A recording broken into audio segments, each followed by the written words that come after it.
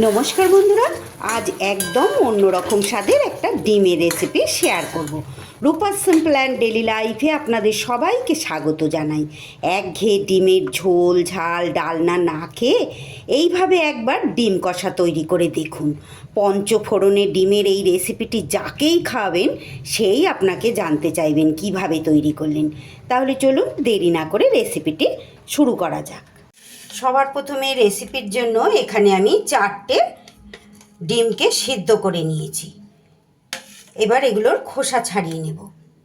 ডিমগুলোর খোসা ছাড়িয়ে নিয়ে এইবার ডিমগুলোর গায়ে একটু এইভাবে কাট লাগিয়ে নেব, যাতে ভাজার সময় না ফাটে আর ডিমের ভেতরে খুব সুন্দর করে ঝাল মশলাটাও ঢুকবে। তাই এইভাবে একটু কাট দিয়ে নিতে হবে। একঘেয়ে ডিমের রেসিপি না খেয়ে এইভাবে অবশ্যই একদিন ট্রাই করবেন বন্ধুরা। ভীষণ সুন্দর টেস্টি একটা ডিমের রেসিপি। এখানে আমার দুটো ডিম একটু ফাটা ছিল মনে হয়, আমি বুঝতে পারিনি একটু, তাই অন্যরকমভাবে হয়ে গেছে। সব কটা ডিমই এইভাবে আমি কাট লাগিয়ে নিচ্ছি। এদিকে গ্যাসে কড়াই বসিয়ে আমি এখানে একটা মশলা রেডি করে নেব। তার জন্য দেখুন দিয়ে দিয়েছি এখানে একদম 1 চামচের 1 চামচ করে গোটা ধনে, গোটা জিরে আর সাদা সর্ষে। তারই সাথে দিয়ে দিয়েছি একটা শুকনো লঙ্কা। একটু শুকনো খোলায় এই মশলাগুলো নেড়ে নেব। তারই সাথে দিয়ে দেব একটা কাঁচা লঙ্কা আর দিয়ে দেব বন্ধুরা এই যে অল্প পরিমাণ একটু আদা। একটু শুকনো খোলায় এগুলোকে ভেজে নেব।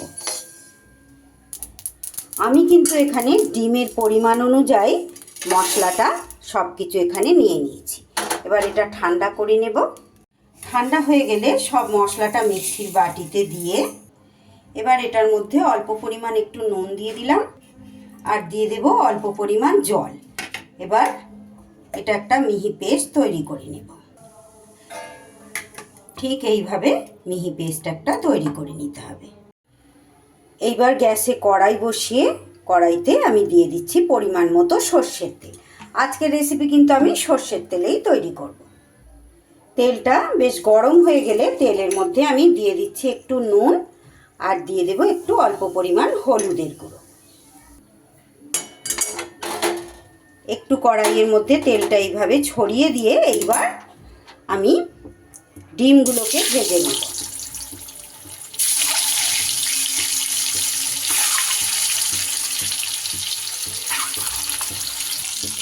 ডিমগুলোকে কিন্তু বেশ সুন্দর করে লাল লাল করে ভেজে নিতে হবে।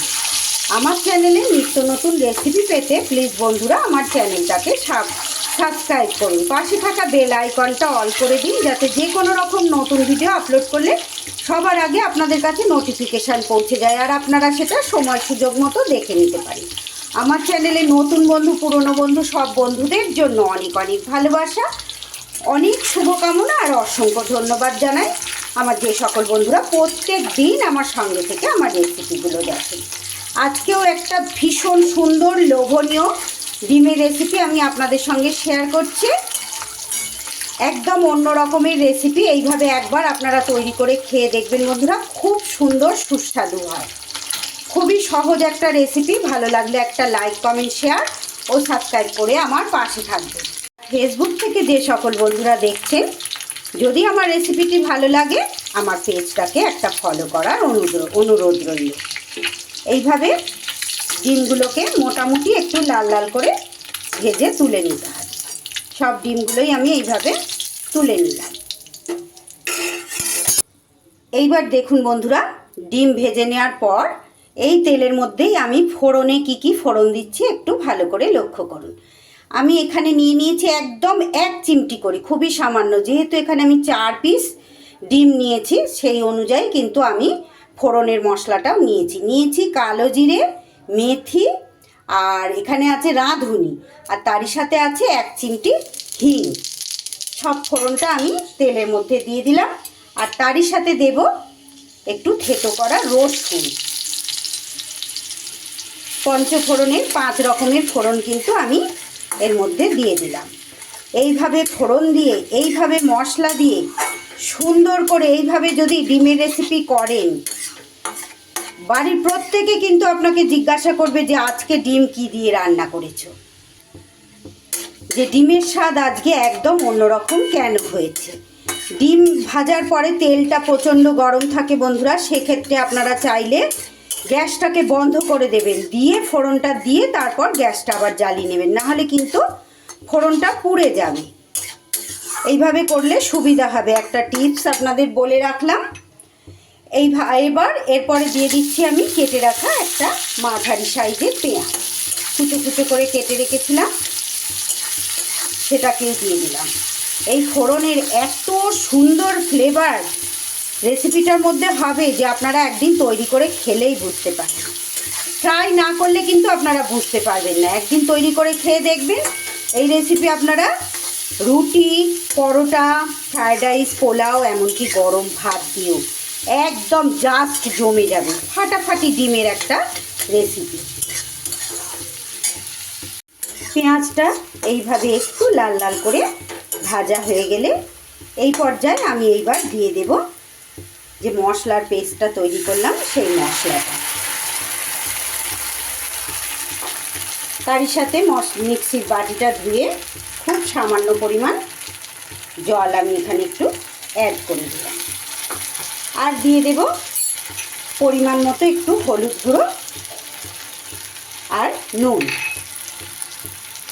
এইবার সুন্দর করে মশলা কিন্তু কিছুটা সময় ধরে কষিয়ে নিতে হবে। মশলাটা থেকে যখন এই ভাব আস্তে আস্তে তেল ছাড়তে শুরু করবে, এই পর্যায়ে আমি এখানে দিয়ে দেব একটা বেশ মাঝারি সাইজের টমেটো, ডুমো করে কেটে নিয়েছি, সেইটা দিয়ে দিলাম। টমেটোটা কিন্তু আমি এখানে খুব গলা গলা করব না, একটু এরকম গোটা গোটা রেখেই কিন্তু কষিয়ে নেব। একঘেয়ে ডিমের ঝোল, ডিমের ডালনা না খেয়ে এইভাবে একবার পঞ্চফোড়নে ডিমের কারি বা ডিমের ডালনাটা তৈরি করে দেখুন বন্ধুরা, একদম পাগল করা স্বাদ, ভীষণ সুন্দর, খুব লোভনীয় খেতে হবে। একটু মশলাটা এইভাবে কষা হয়ে গেলে এবার এই মশলার ওপরে আমি ভেজে রাখা ডিমগুলোও দিয়ে দিলাম, দিয়ে এবার একটু মশলার সাথে ডিমগুলো দিয়েও কষিয়ে নেব। গ্যাসের ফ্লেমটাকে একটু লোতে করে রাখবেন, না হলে কিন্তু মশলাটা পুড়ে যাবে। কিছুটা সময় এইভাবে কষিয়ে নিতে হবে। আমার আজকের রেসিপিটি ভালো লাগলে প্লিজ বন্ধুরা, যারা লাইক করতে ভুলে গেছেন একটা লাইক করে দেবেন, আর ভিডিও শেষে ছোট একটা কমেন্ট করে জানিয়ে যেতে ভুলবেন না যে আপনাদের কেমন লাগলো। ভালো লাগলে অবশ্যই বাড়িতে এইভাবে ট্রাই করবেন, আর বন্ধু বান্ধবের মাঝে একটু শেয়ার করে সকলকে দেখার সুযোগ করে দেবেন। আর নতুন বন্ধুদের বলছি বন্ধুরা, যদি ভালো লাগে আমার চ্যানেলটা সাবস্ক্রাইব করে আমার পাশে থেকে যাবেন। আমি প্রত্যেক দিন কিন্তু অতি সাধারণ কিন্তু খুবই লোভনীয় এই ঘরোয়া উপকরণে রেসিপিগুলো শেয়ার করে থাকি। আশা করছি আপনাদের ভালো লাগবে। আমার চ্যানেলটা ঘুরে দেখলেই আপনারা বুঝতে পারবেন, একদম সহজ সহজ রেসিপি প্রত্যেক দিন আমি শেয়ার করি। সুন্দর করে কষানো হয়ে গেলে এইবার আমি এই পর্যায়ে খুব অল্প পরিমাণ একটু জল এখানে অ্যাড করব। এবার গ্যাসটাকে একটু বাড়িয়ে দেব। অফ ক্যামেরায় আমি আরও একটু জল এখানে অ্যাড করে দিয়েছি বন্ধুরা। এইবার খুব ভালো করে 2 থেকে 3 মিনিট আমি গ্রেভিটার মধ্যে ডিমটা ফুটিয়ে নেব।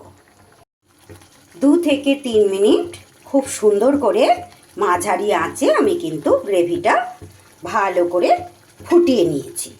এইবার সবশেষে আমি এখানে দিয়ে দিচ্ছি একটু কুচনো ধনেপাতা।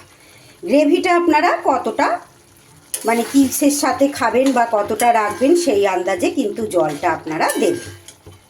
আমি সেই মতো দিয়েছি, আমি একদম কষা কষা করেছি। আপনারা যদি গ্রেভি আর একটু পাতলা পাতলা খেতে চান তাহলে সেই মতোই জলটা দেবেন। রেসিপিটা ভালো লাগলে আবারও বলছি বন্ধুরা, একবার ট্রাই করে দেখবেন, ভীষণ সুন্দর, ভীষণ লোভনীয় হয়। একদম রেডি হয়ে গেছে পঞ্চফোড়নে আমার ডিম কারি বা ডিম কষা। এইবার কোন আইটেমের সাথে খাবেন সম্পূর্ণ আপনাদের সিদ্ধান্ত, যে কোনো আইটেমের সাথেই কিন্তু এটা দারুণ জমে যাবে, একদম পাগল করা স্বাদ। রেসিপিটি ভালো লাগলে আবারও বলছি বন্ধুরা, একটা লাইক, কমেন্ট, শেয়ার ও সাবস্ক্রাইব করে আমার পাশে থাকবেন। আবারও ফিরে আসছি আগামী দিন এমনই কোনো সহজ রেসিপির সাথে। ততক্ষণ আপনারা সবাই খুব ভালো থাকুন, সুস্থ থাকুন।